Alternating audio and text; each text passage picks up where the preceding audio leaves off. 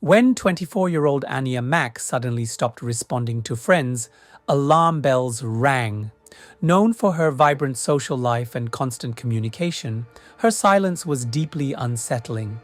Police found no obvious signs of foul play, just a series of puzzling clues at her apartment. But an unexpected encounter outside her home would soon reveal a shocking truth no one could have anticipated.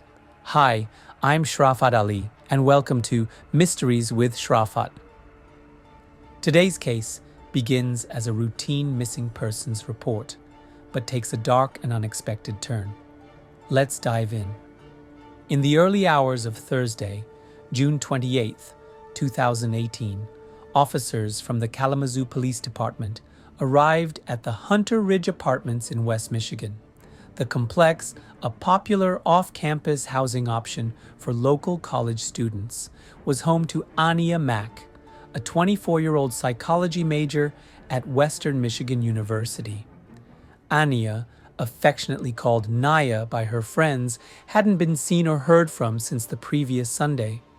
A social butterfly, Ania was involved in countless activities: honor roll student, cheerleader, musician, and dancer. Her sudden silence was completely out of character. Her close friend, Lenta Watson, grew increasingly worried when calls to Ania went straight to voicemail. Lenta's concern deepened when she discovered Ania hadn't shown up to her new job at the Great Lakes Alternative Research Center, where she worked with autistic children. Ania had been thrilled about the position and wouldn't have missed work without a serious reason. Childhood friend Dominic Thomas joined Lenta in raising the alarm. Together they met with police at Ania's apartment. Officers noted several oddities. Ania's white 2008 Malibu was parked outside, but its license plate was missing. Nearby, a nearly identical Malibu bore Ania's plates, but was registered to a man named Gustavo. Both cars had flat tires and appeared undrivable. Inside the apartment, a light and TV were on, but no one answered the door. A search revealed more peculiar details. The bathtub was full of water, as if Ania had drawn a bath but never used it. Someone had been in the apartment recently. Laundry was running and men's clothes were in the wash. Ania's personal belongings, including her purse and makeup, were still in her room. If she had left voluntarily, how had she traveled? Her cars were unusable, and her boyfriend, Donovan Lewis, didn't own a vehicle. Donovan, a 25-year-old former basketball player and lifeguard, had recently returned to Kalamazoo after a stint in Indianapolis. He claimed he hadn't seen Ania since Sunday and was also trying to reach her. However, friends revealed that Donovan and Ania had a rocky relationship, with past arguments that sometimes turned physical. As officers dug deeper, they discovered Ania had been involved with her pastor, Strickland, from the Second Baptist Church. Donovan claimed Ania had been manipulating the pastor for financial gain, threatening to expose their relationship. The case took a dramatic turn when Donovan approached officers outside Ania's apartment and confessed, "I killed my girlfriend." He led them to Comstock Creek, where he had dumped Ania's body in a suitcase weighed down with mud. Donovan admitted to a heated argument that turned violent.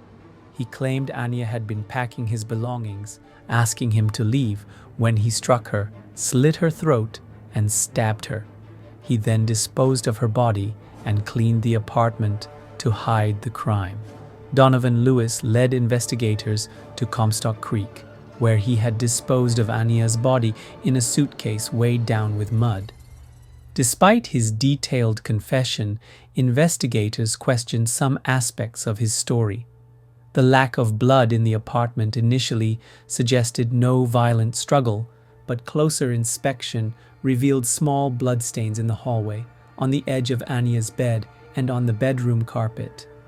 Cleaning products found in the apartment indicated Donovan had attempted to cover his tracks.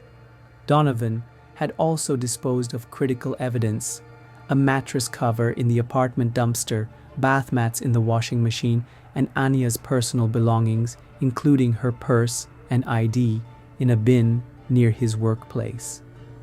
While some evidence was recovered, much of it was lost, leaving gaps in the investigation. Pastor Strickland, who had been implicated in Donovan's confession, denied any romantic involvement with Annia. He claimed she was simply a member of his congregation and choir. According to Strickland, Annia had recently traveled with him to Mississippi for a choir trip, where she met a young man and began a relationship. To hide this from Donovan, she had saved the young man's contact information under the pastor's name. Strickland's credibility was further questioned when he attempted to reclaim the white Malibu tied to the case. He claimed the car belonged to his wife but could not provide a title or bill of sale. Ownership of the vehicle was never proven, and it was not returned to him. Strickland's troubles didn't end there. Later that year, he and his wife were accused of sexually assaulting 3 teenagers from their church. The victims alleged that the Stricklands used their positions of power to coerce them into inappropriate relationships. Text messages and photographs supported the claims, leading to a plea agreement in February 2023. Strickland admitted to using a vehicle to solicit prostitution and was sentenced to 1 year in prison. Despite his guilty plea, Strickland maintained his innocence, claiming he accepted the deal to protect his family from the trauma of a trial. He now goes by the name Dr.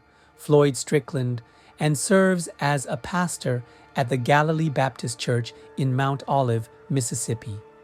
3 days before his trial for first-degree murder, Donovan attempted to escape from the Kalamazoo County Jail. During a recreation period, he scaled 2 15-foot walls, climbed over barbed and razor wire fences, and made it to the business loop before being captured half an hour later. He claimed he fled because his family had received death threats, though no evidence supported this. To avoid the emotional toll of a trial, Annia's family agreed to a plea deal. Donovan pleaded guilty to second-degree murder and was sentenced to 25 to 40 years in prison, with an additional 17 months to 4 years for his escape. During sentencing, Donovan expressed remorse, though Annia's family struggled to forgive him. "He has to live with what he's done for the rest of his life," said one family member. "Whether he's sincere or not, that's his burden to carry." Annia Mack was remembered as a vibrant, compassionate young woman who dedicated her life to helping others.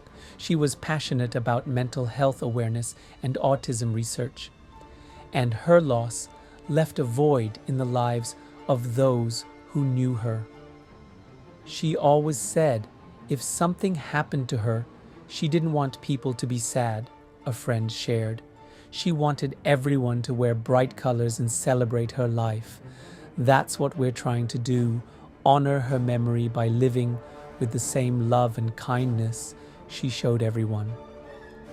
Annia's tragic story serves as a stark reminder of the devastating consequences of unchecked anger, jealousy, and manipulation. It also highlights the importance of recognizing warning signs in relationships and seeking help before conflicts escalate. Let Annia's memory inspire us to foster kindness, communication, and compassion in our own lives. Thank you for joining me on Mysteries with Shrafat. Until next time, stay curious and stay safe.